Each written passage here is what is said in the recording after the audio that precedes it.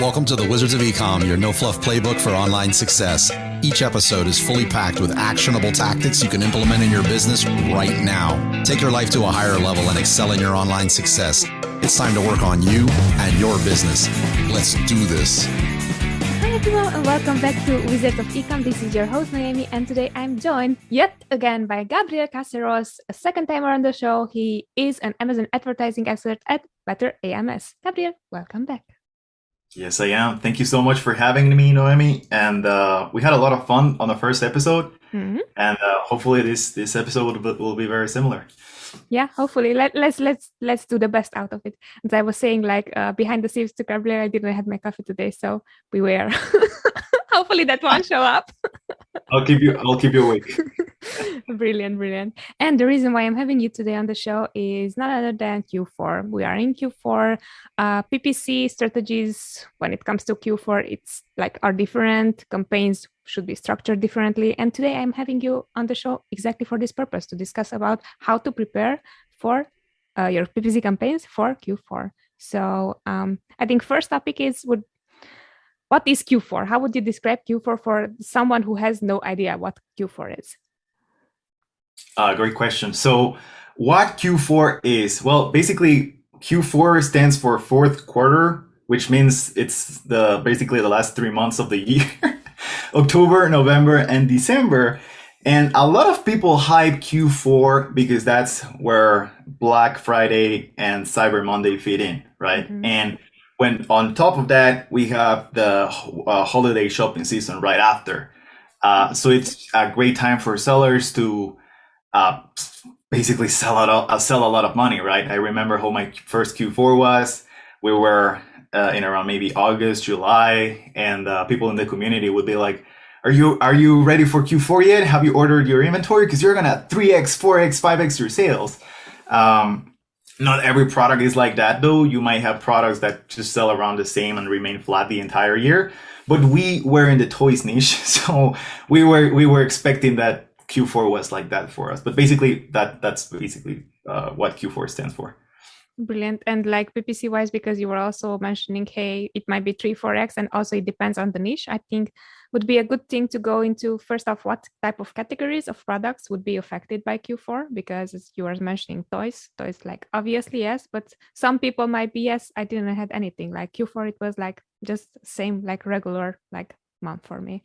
So there, I think the question would be like what to expect basically depending on the category that you are in.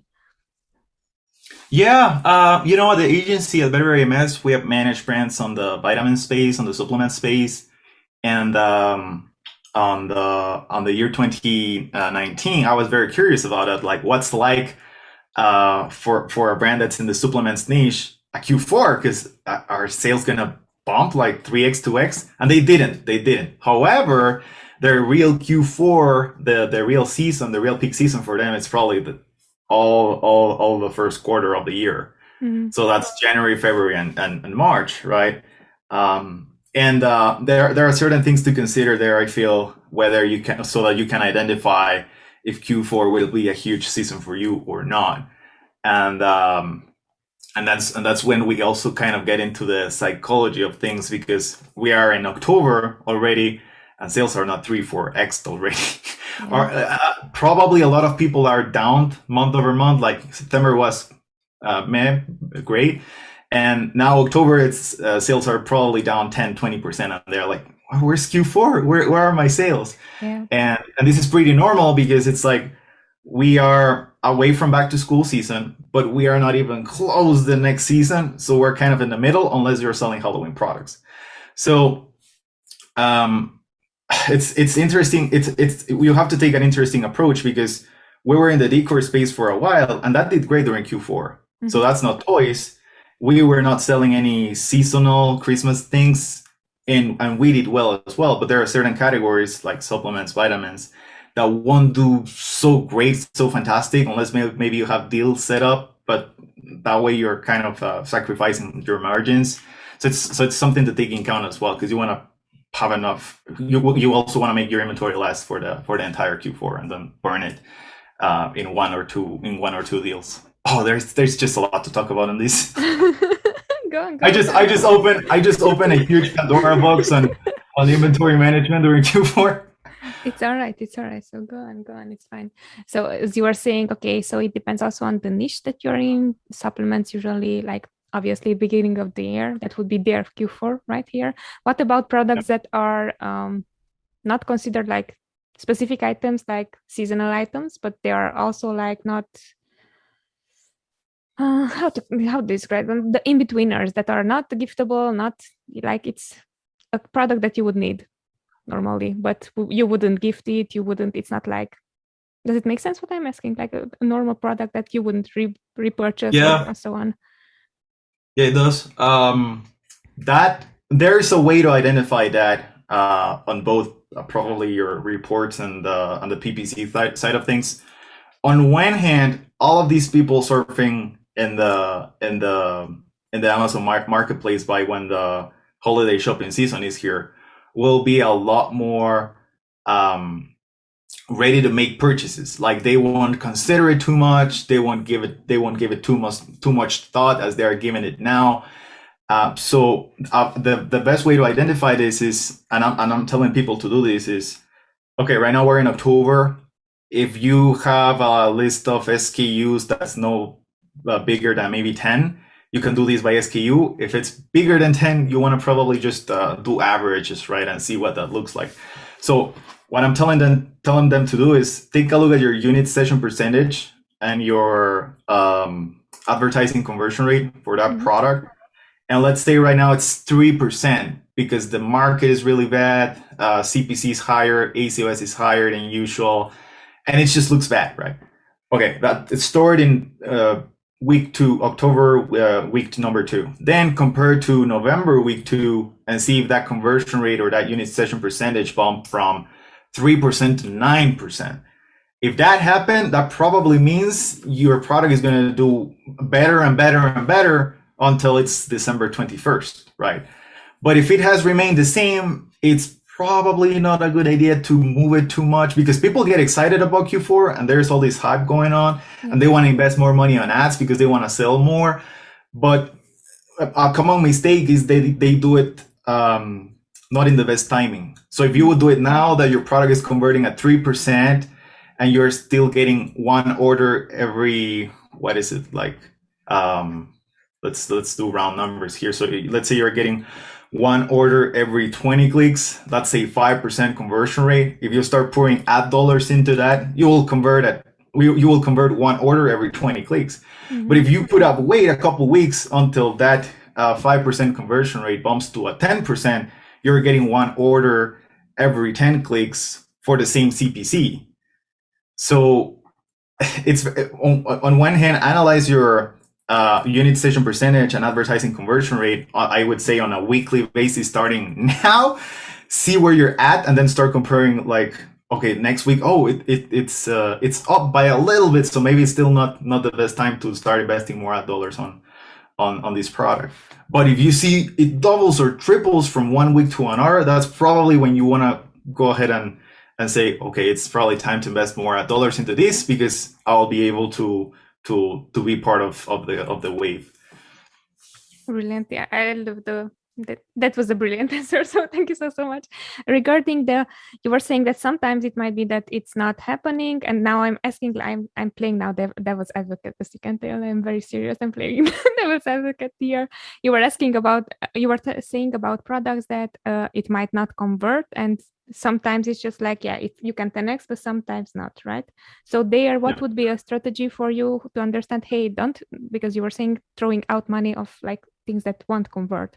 What is a good point there to see? Maybe you have some products that don't convert at this point, maybe in the future, like in 2 weeks or 3 weeks, it will convert. So how do you exactly know? Does it make sense if there's not really like I know clearly that it's converting, but just a bit maybe, and it's low. So it's like not, does it make sense? Today I feel like I'm asking my questions like very unclear. Coffee. Yeah, no, it does make sense. As with the slow movers, like products that don't sell at a And you just really, like slow move. That was exactly, yes, slow movers. Thank you. Appreciate with that. a slow, with a slow movers, I would say it's a lot harder to predict how they will go. Um, but I also want to reflect a lot on this episode on what happened to me managing my brand during my first Q4. Mm-hmm. Because during August and September, a lot of people were hyping up Q4. I didn't have an idea of what that was like, and people were saying get prepared with enough inventory. I did. So by October, I had, let's say, 20 grand in inventory, and I was selling 5,000 a month. So that's like 4x the inventory I need for a normal month, right? Yeah. And I was in the middle of October. My partner was looking at me. I had a financial partner, so that was the guy putting the money, and he would look at me and go, Gabriel, it's already October 15th. I don't see sales skyrocketing, and since we are based outside the US, we have all of our inventory in the FBA warehouses, right? So it's like, does this mean now we have inventory for the next year instead of just the Q4, which we thought would be amazing? So that's when you start getting kind of scared, and you go like, oh, maybe I should start spending more money on ads, because that way I will see sales increase. But the problem with doing it in a really slow retail sales period of the year, like October, first 2 weeks of November, is you will hurt your metrics, like we discussed on the previous question, and you won't max out every ad dollar you have. So the return on your ad dollars for this period might be $1, so that's 100% ACOS. Well, if you would do it from mid-November to mid-December, you could probably get $3 back for every dollar you spend. That's a 33% ACOS, which is a lot healthier. Now with slow movers, that's a tricky one, because what I do with the slow movers is the following. I take a look at lifetime performance. Now with the new targeting tab on the advertising console, you get to see your performers at the targeting level, whether it's a product or a keyword or an auto campaign, and you get to see there what has performed best in the past year to date, or lifetime should work, and you can pick maybe one or two from there and try to target just that specific product where you convert really well, or that specific keyword. Because somebody approached me yesterday and asked me, what's the best way to launch a product conservatively? And I was like, that doesn't exist. Yeah, what do you mean launch a product conservative? That probably does not exist. What you could do, I told him, was you can go ahead and instead of target 10 keywords at the same time where you want to rank, target 2 or target 3, and make sure that you monitor those 3 so that your ad shows up in there, and then you take a look at what your conversion rate pace looks like, and then maybe you will discard 1 out of those 3, and you keep 2 and you try to dominate 2 for the rest of the season. Mm-hmm. So yes, slow movers, very tricky. If they got potential, I mean, if they got a healthy review rating, that it's probably worth putting ad dollars on it to see if they move during the holiday shopping season. Yeah, got it. And today you're up for tough questions, as you can see, because usually what I love about Amazon and the Amazon game is everyone is like super, wow, it's so cool, it's so nice, it's like, look, and like so many sales and so on. Yeah, but sometimes that's not all about it, and this is why I also like slow movers. So this is how it's called, slow movers. Okay. So those type of products are also there, and maybe you just started, as you were saying, like you just started them on Amazon with your partner and so on, and you said, hey, I already know what I'm doing, and like this is happening, so how to react, and it wouldn't be like, hey, that's also normal to happen sometimes, so this is, I think that why I asked that, hey, if that is happening, or if that is your case, what to do. So common mistakes you see people do whenever Q4 it's here, like what is their like thought process? Well, common mistakes, I think we can already grab the first one and put it on our board. Definitely started spending more money than you should too early. Because if you have the inventory, you will feel like you need to spend a lot of money to see sales come in. And that I mean, it's important you kind of give things a good push to get started, to get in the flywheel. But as you go through this holiday shopping season, you will realize that you can start saving dollar ads, maybe playing with the price of your product, maybe slowing down our ads so that your organic sales take over, and you balance the percentage of sales that come from PPC versus the percentage of sales that come from organic. That's probably another few things that we need to add on our weekly analysis. How much of sales come from PPC versus how much of sales come from organic, because you might start with, especially if this is your first Q4, you might start with 60% of sales coming from PPC, maybe 70. But as you advance, you will see that on a week-on-week basis, this will go like 50-50, then probably 60-40, where 60% of sales are coming from organic. But if you didn't took the time to analyze how that trend was going, and you just are spending the same or more money, you will be way less profitable than you should. And the holiday shopping season is a season where you want to make money. Maybe you won't sell the amount of units you expected, but you need to make money. You need to make it profitable. Especially, I also like to think about this season for a season where you can validate whether your product idea was good or not. Maybe you've been selling it for the entire year. It has had great months. It has had not so great months, but I think the Q4 it's a good time to validate completely whether the product was a good idea or not, because the market will be flooded with a lot of high purchase intent buyers. And if these high purchase intent buyers get it, that means your product's great. But if they don't, even though we are in the best peak season ever, it probably means it wasn't a good idea. Now, I have to make a disclaimer here. You can whether discard a product or not, depending on if the product is already ranked for the top keywords and yet it's not converting at the pace it should. Because if you have a new product and it's not ranked across the keywords it should, like, it's normal that it would not sell. But if the product is already ranked really well, because you invested on search, find, buys, on external traffic, on PPC, and yet it's the peak season and it's converting at below 5% on PPC and less than let's say 3% from an organic standpoint, unit session percentage, that probably means the product isn't as good, or they might be already better products in the space. But let's get back to the question though. So common mistakes. So that's one: spending too much money too early on PPC, being too aggressive when you shouldn't because your conversion rate isn't there yet. Okay, what means too early? Do you mind saying like what means too early? Because, for example, we were talking about October when it's too early. Yeah, I feel too early. It's when your conversion rate on a week-on-week basis hasn't changed a lot. So that's why I was comparing. Yeah. Well, today I really played devil's advocate. Do you know what I would do? I'll take a look at what the conversion rate has been for my product over the past, let's say, year to date. Mm-hmm. So I will see what the trend looks like, right? Probably right now, at least from what I've seen in the accounts I manage, I've seen that our product's conversion rate, it's like on the lowest point it's been the entire year. Don't ask me why, but this is just what October is like. Like you gotta have a lot of patience. You gotta make sure you don't waste too much money, because sales are just around the corner, but they make it look really hard, especially in the last few weeks.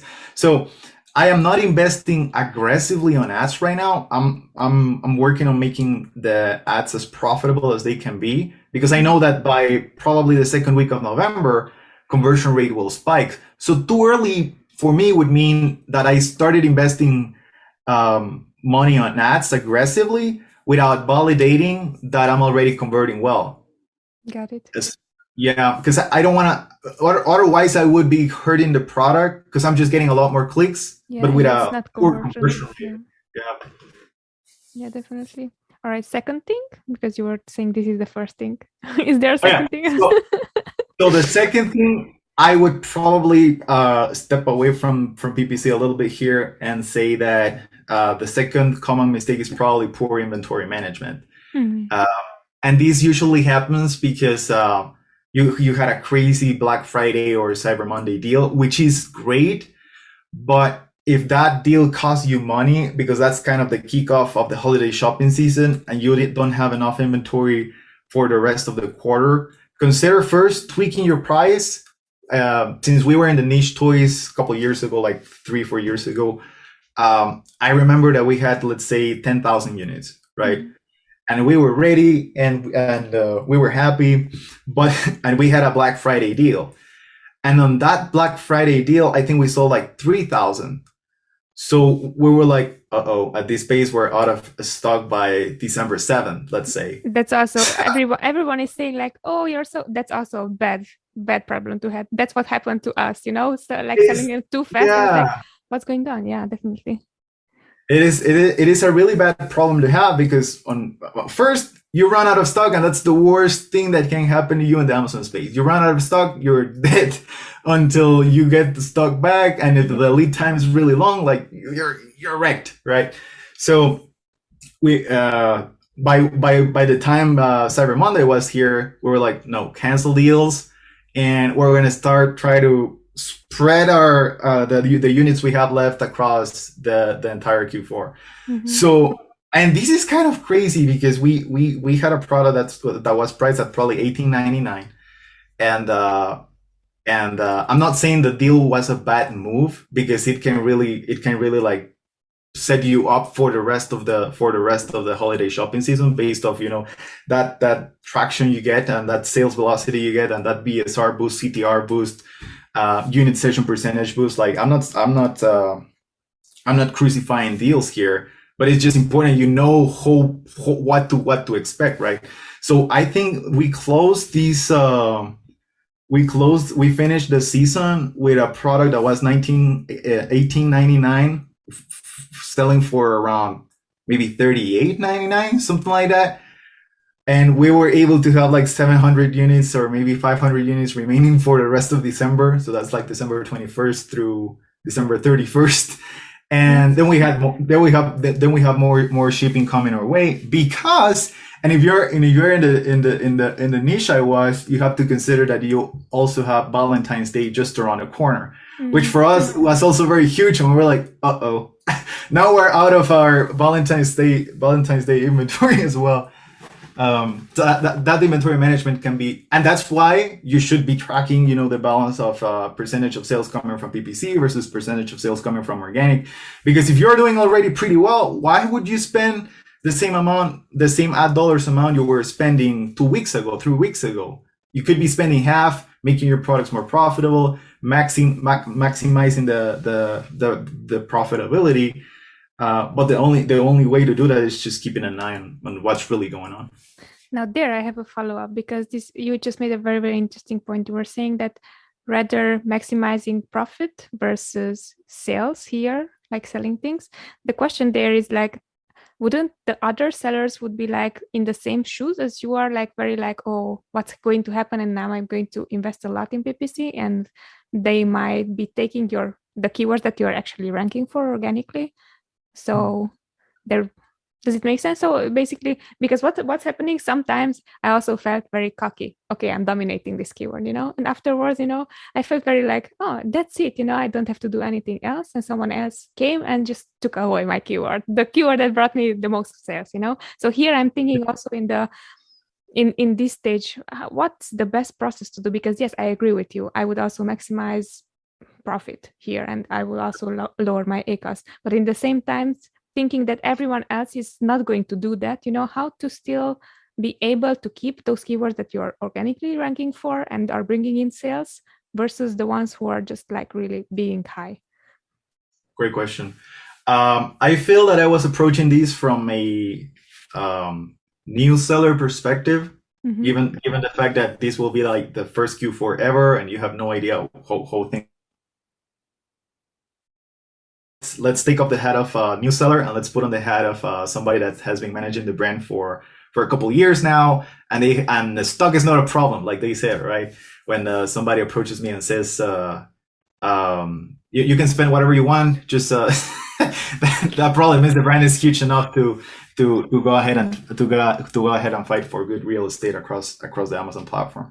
So this is a very interesting approach, because on that position, I would not give on any placements on keywords where the product is extremely relevant to that keyword and the search volume is there.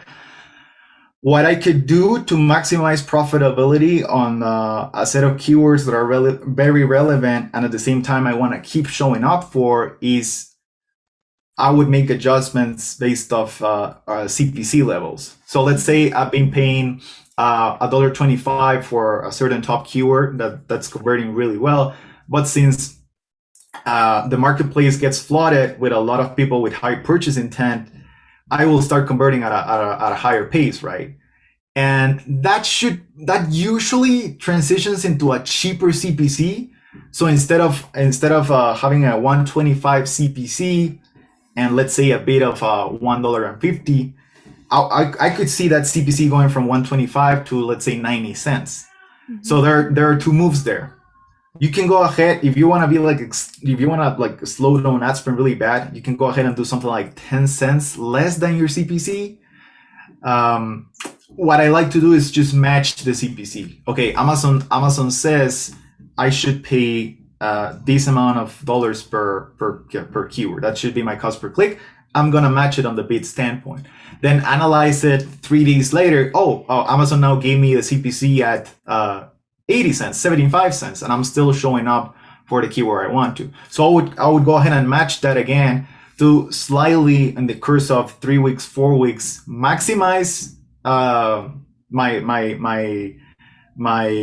profitability. At the same time, I'm still matching Amazon CPC across my main keywords. Mm-hmm. Now, there will be certain keywords that are just impossible to go ahead and try to do that, just because there might be a competitor that's so big that you probably want to avoid fighting. If that keyword CPC is already $3 and you have a $20 product, it's probably not worth fighting for. But there might be other long tail keywords where you can take a CPC you were paying $1.50 for $1.25 and end up the quarter with 65 cents. And the best thing about this is that when the Q4 is over, you can keep the 65 cents bid, the 75 cents bid, and you will still show up because you build all of this relevancy without running out of stock. So you don't have to go back to $1.25 again, unless like a new competitor jumps out of nowhere, paying like $2 a click. But that's the way we could approach this,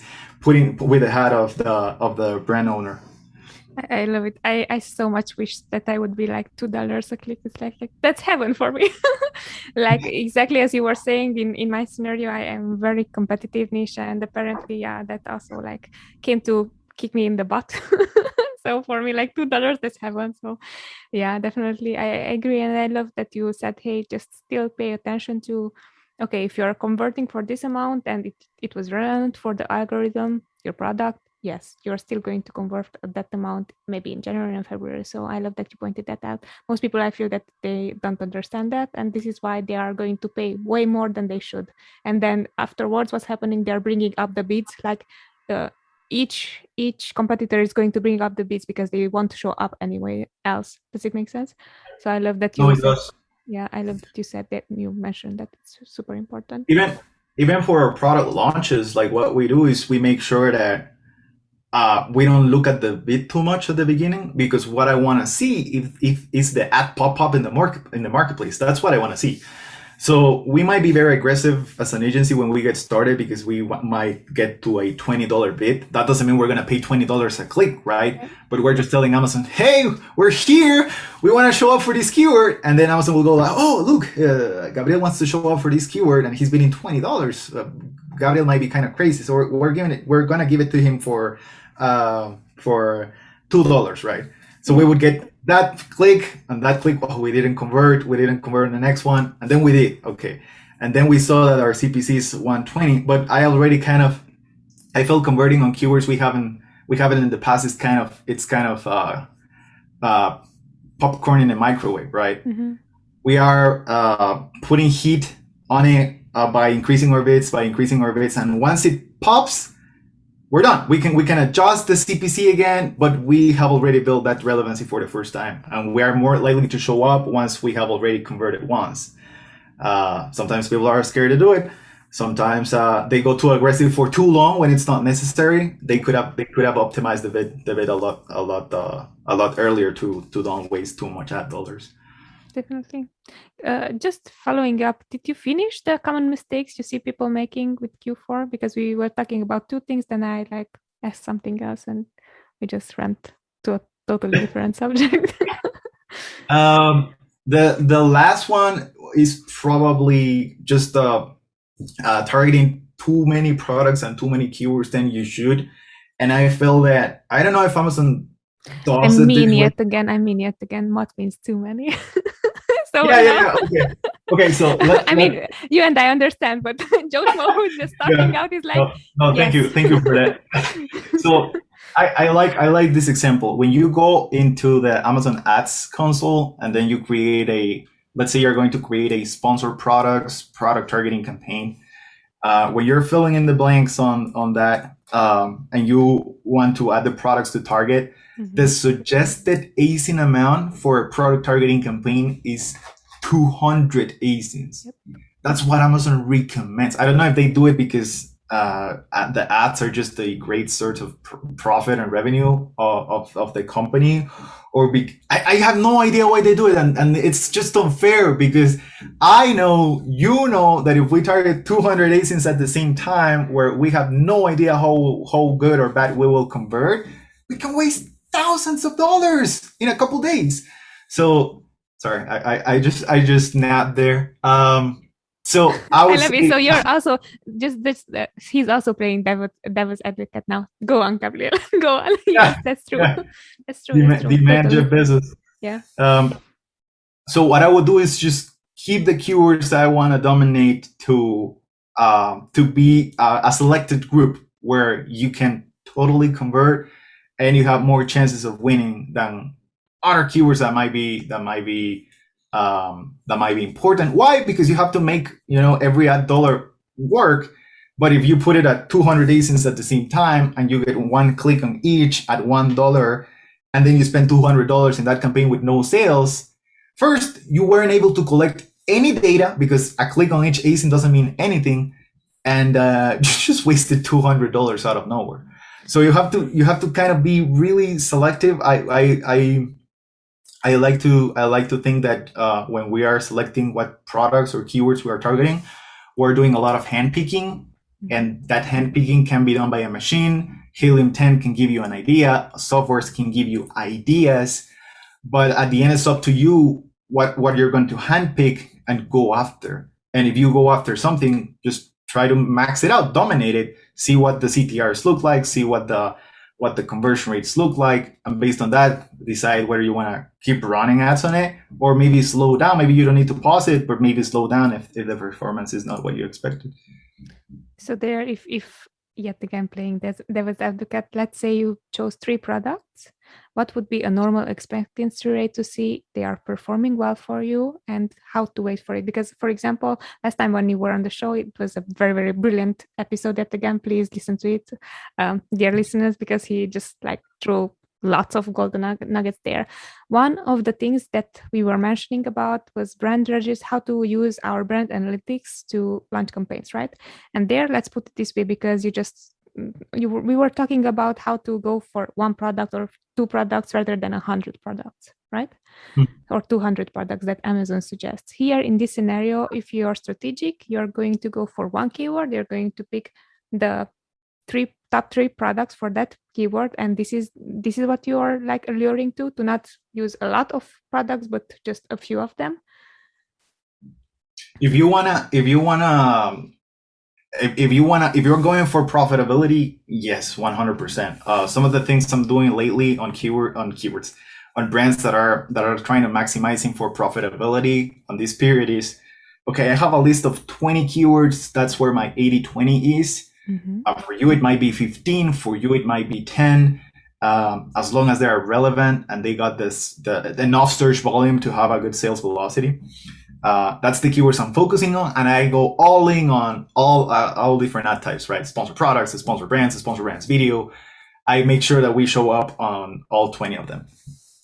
But I'm diving into something very interesting lately, because I wanted to see, okay, what happens if I pick this keyword and I run product targeting, both sponsor display and sponsor products targeting campaigns based off the top results for a certain keyword. So let's say I went for French press. Let's do a long tail for French press. Wooden French press, let's say. So that's my keyword, right? So I would go ahead, put that keyword on the Amazon search bar, see what are the top organic results for wooden French press, handpick the best ranking products, and then run a product targeting campaign where I make part of the nomenclature the keyword I'm going after. Then I would pick another long tail keyword that has also search volume, like stainless steel French press, handpick the top performing ASINs there, and run product, because then I'm able to see, oh wow, I converted better on wood French presses than I did on stainless steel French presses. Yeah. And then over time I can go ahead and maximize that. At some point, like as you advance on this strategy, and if you have been following Better AMS for a while, you know that at some point, yeah, you might be going after 20 keywords, but you are converting on 700 different search terms.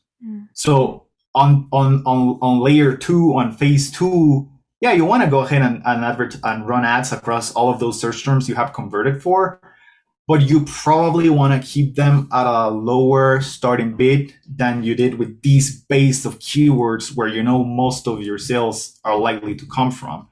So that over time, you lower your ACOS, you lower your CPC, because you're also targeting all of these keywords. But even with those 700 different keywords, I would still go for handpicking, because sometimes you convert for such irrelevant things that you would go like, if I wouldn't have converted for these, I would have put it as a negative keyword, but I did convert it. So it's kind of irrelevant, but not relevant. And people make the mistake with automations that they go ahead and add search terms, add converting search terms, add converting search terms, add converting search terms. Then they start kind of de-ranking because they have uttered so much unrelevant search terms where, yes, they have converted because somebody was just, I don't know, just not looking for that, and they end up purchasing it. And then they complain, oh, my product is not ranked where it should be. Amazon is not what it used to be. But when you go ahead and take a look at their advertising, they are running ads on 300,000 irrelevant search terms. So yeah, it's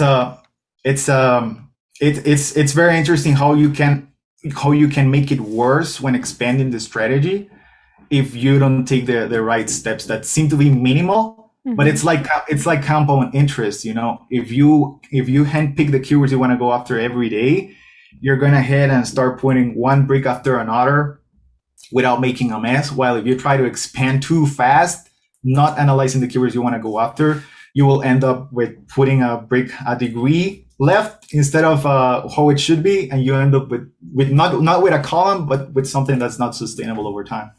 Yeah, I love it. I think this was the most unofficial Q4, like how to prepare for Q4 unofficial yet again. I think that I love this episode simply because it's not your usual what to do, what strategy and so on, but like be realistic. Okay, what are you going for? You know, understand the keywords that you're going to or want to rank for, you know, because those are the same keywords that you're going to rank for in Q4 as well, you know, I mean, now as well. So I love that you had that input there. A question actually that is not in my question list because we were talking about this like ranking for different keywords, but they might not be relevant. Would you still use auto campaigns for Q4? How do you deal with auto campaigns? Would you still launch them? Would you what do you see about that strategy? Because some people are still saying that it doesn't matter, like if it's Q4, still launch them, you know? Yeah.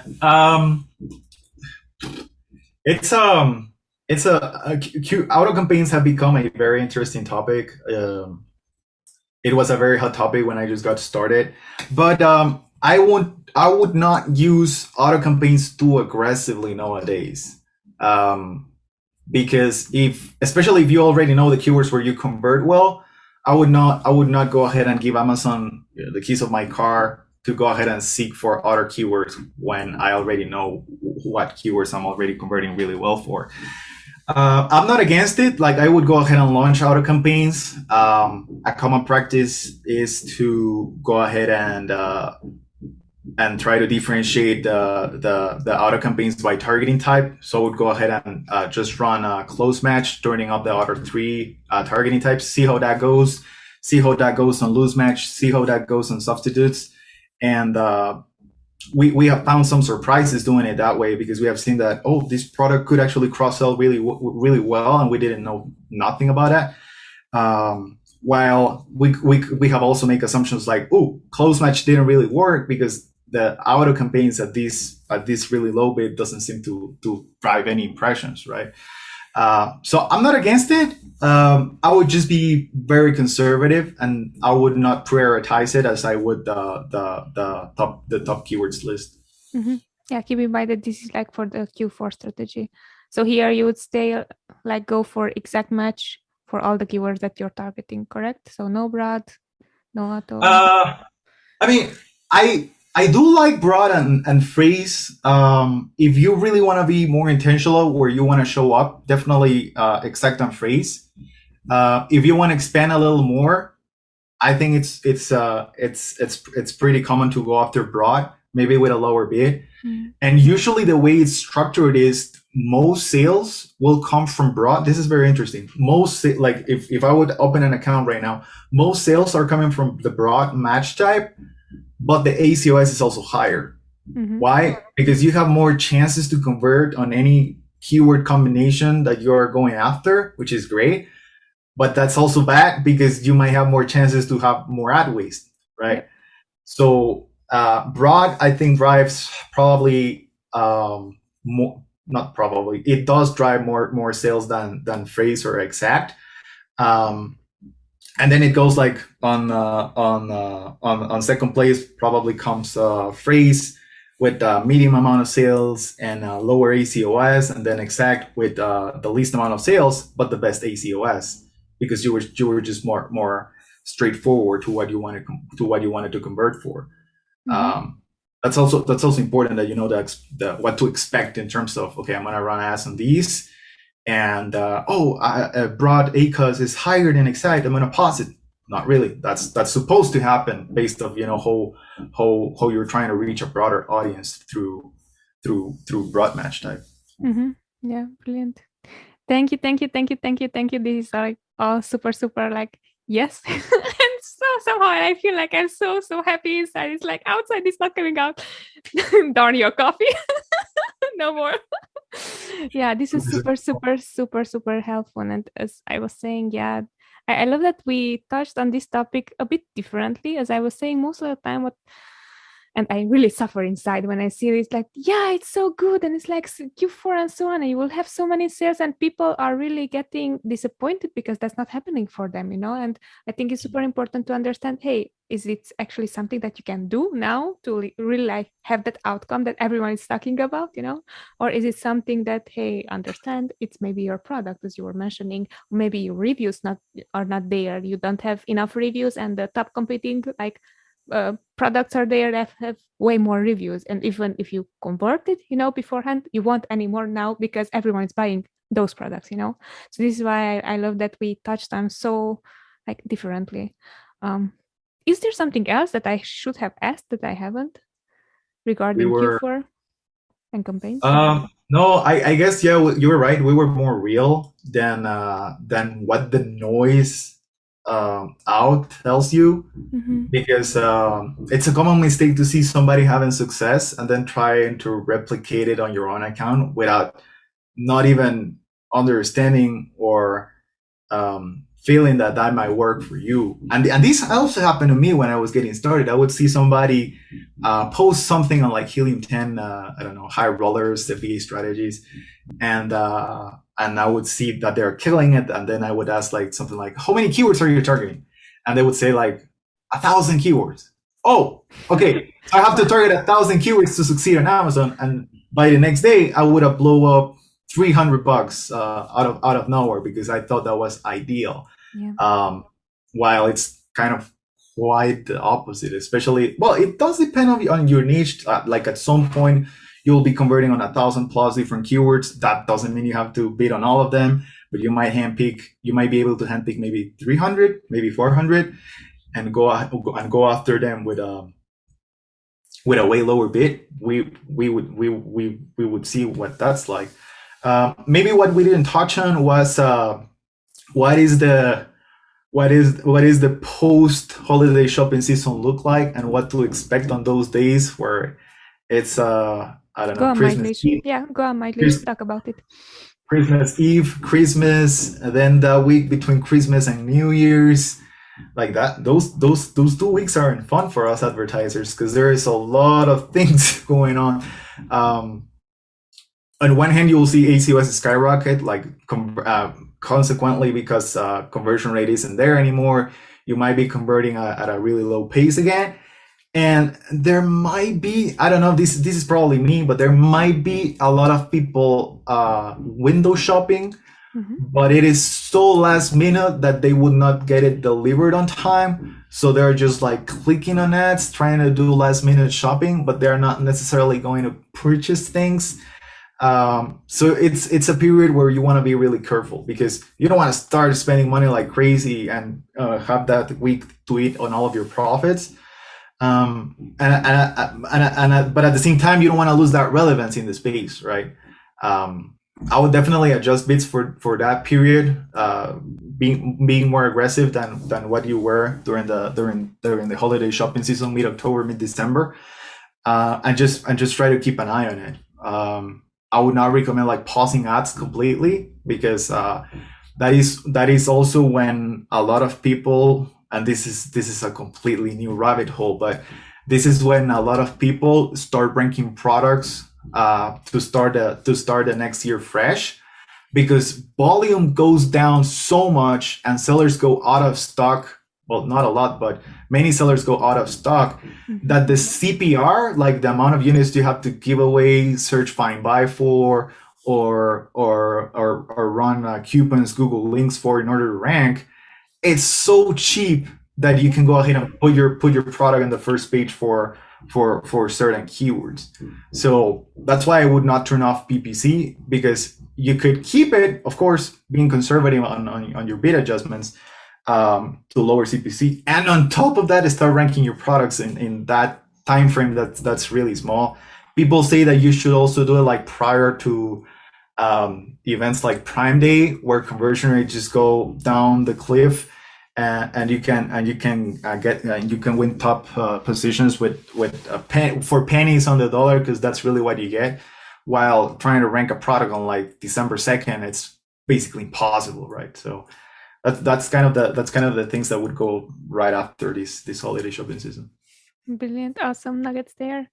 To be super respectful of your time, since you were already on the show, you kind of like answered all these, but one question I didn't ask you, I think, it's like, if you would choose a superpower, which one would it be? Oh, I think you did ask me this one last time. You did. What did I answer? It doesn't have to be the same answer though. I wish.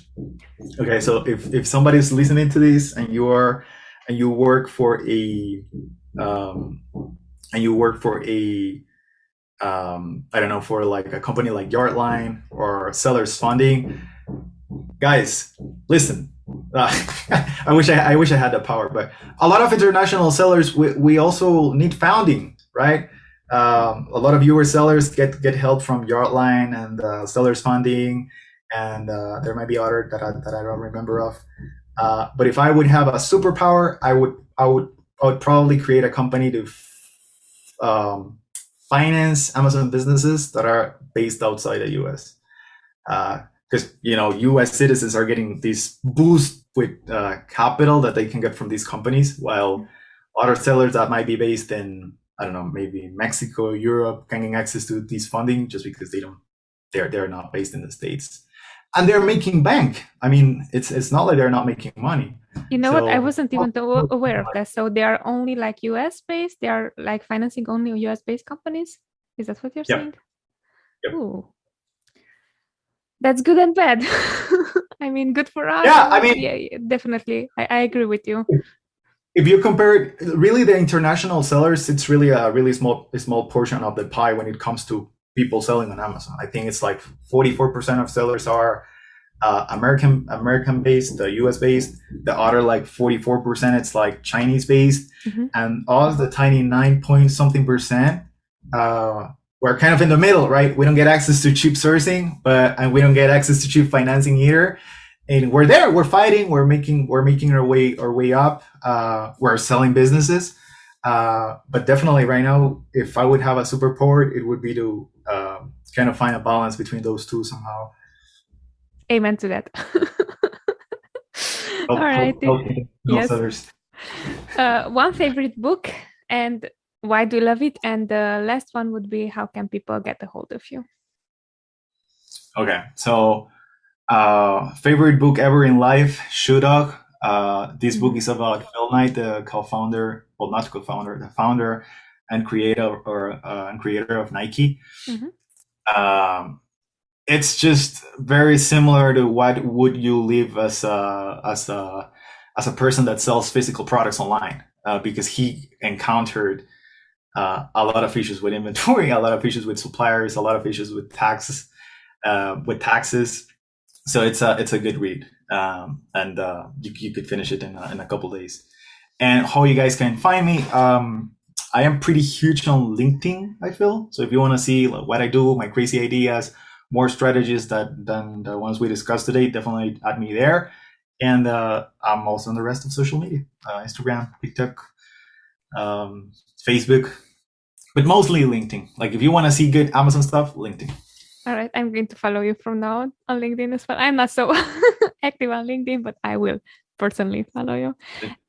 Great. Thank you so much for your time. And this was really precious. I love that we were, as you were saying, we were real with this episode. And this is how I try to keep all the episodes from now on, especially with topics that are very like hyping you up, just to see, to analyze, because most of the time, exactly as you are saying, like what to do and just go for 1,000 keywords and this is what you're doing and just like getting burned, because you don't know better, so this is why I'm trying to make it real.